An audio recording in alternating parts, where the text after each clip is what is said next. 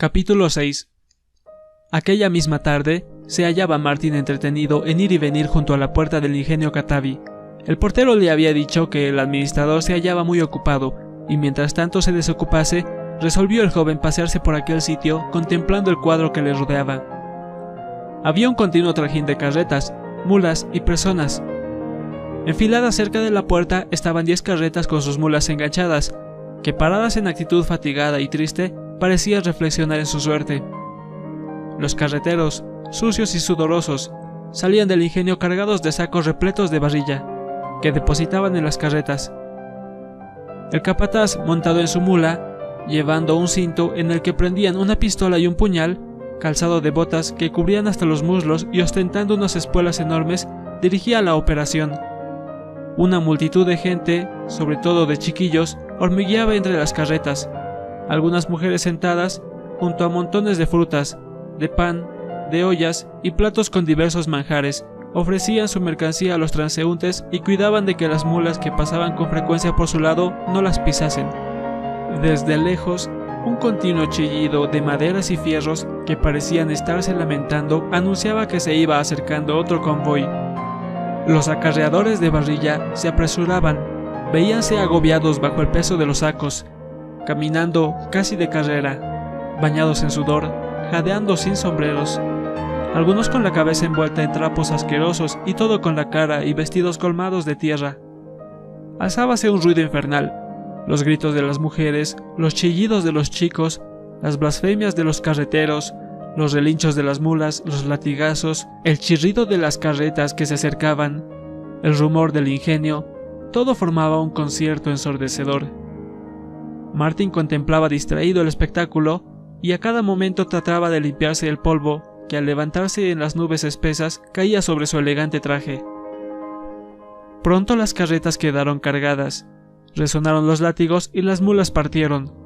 Cada carretero saltaba sobre su mula estando ella en movimiento, causando con esto mucha sorpresa en Martin. Mientras salía este convoy, llegaba otro.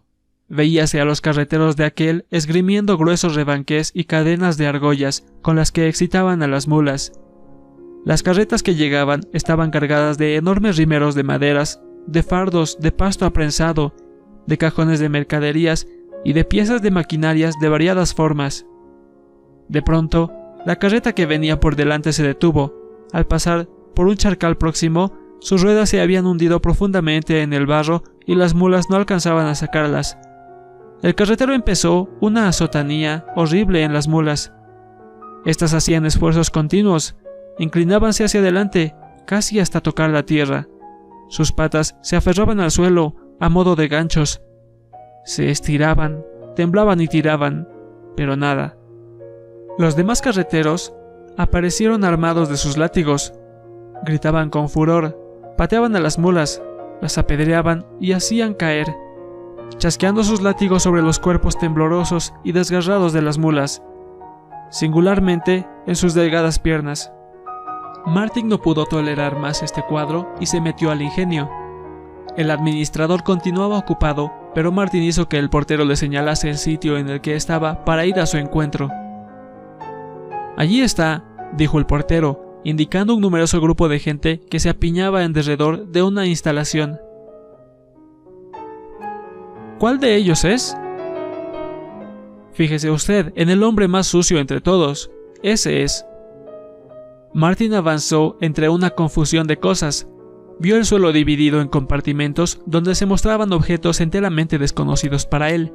Vio una especie de represas donde corría agua lodosa y rojiza, mujeres que escarbaban en el agua, hombres y muchachos que iban y venían, ruedas que giraban, chimeneas que humeaban, extraños aparatos cuyo funcionamiento no comprendía.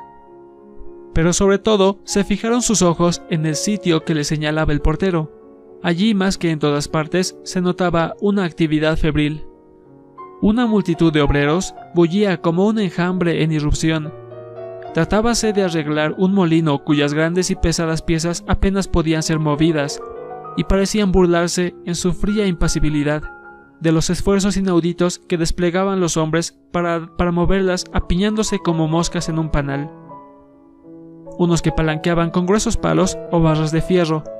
Otros, colocados en fila, tiraban de una gruesa cadena. Varios, subidos sobre el maderamen, ayudaban a otros, y todos gritaban y se apelotonaban, jadeaban y sudaban.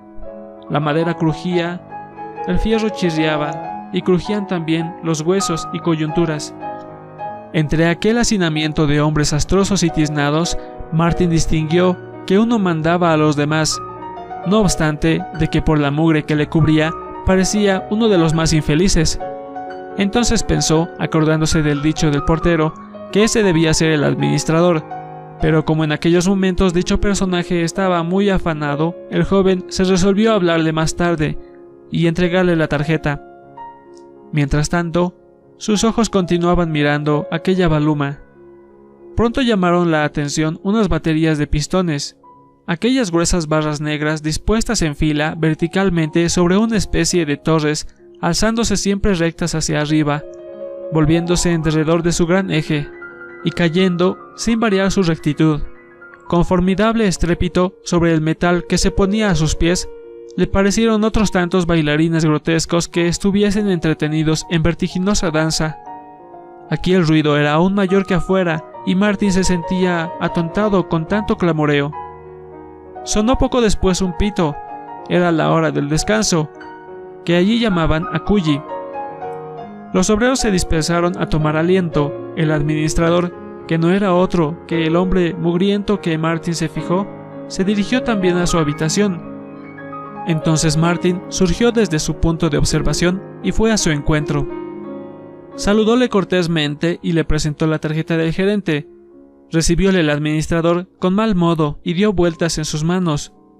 Leyó lentamente el contenido y luego, después de mirar a Martin de pies a cabeza, le dijo en tono bronco y seco: «No tengo ningún puesto desocupado en el ingenio.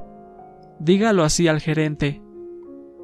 Y de seguida se puso a caminar, poniéndose al bolsillo del pantalón la tarjeta, que se había ennegrecido rápidamente en sus manos. Ante semejante respuesta, Martin no tuvo más que dar media vuelta e ir nuevamente a buscar al gerente para transmitirle el recado, que a él lo calificaba de insolente del administrador. Afortunadamente esta vez no tuvo que esperar.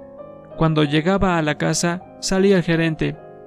Oyó al joven con benévola sonrisa, díjole algunas frases de consuelo y le dio otra tarjeta de recomendación para el administrador de otro ingenio de Yayagua llamado Cancañiri, donde debería ir Martin al día siguiente. Y por fin, ya al anochecer, pudo regresar el joven a su alojamiento, cansado, pues hubo de andar más de 2 kilómetros y con la cabeza atolondrada por las cosas que le hubieron pasado aquel día memorable. A la llegada de Martin no estaba Emilio en el alojamiento. Había ido a Uncia, llevando sus negocios y dejando el cuarto a la disposición de su amigo. Pasó pues Martín solo aquella noche. Sentíase descorazonado y empezaba a entrever lo difícil de su empeño, pero pronto el buen sueño le vino a aliviarle, y cuando se durmió, soñó que se hallaba en un sitio extraordinario, un antro inmenso donde danzaban, en frenética ronda, máquinas monstruosas, carretas, mulas, obreros, administradores.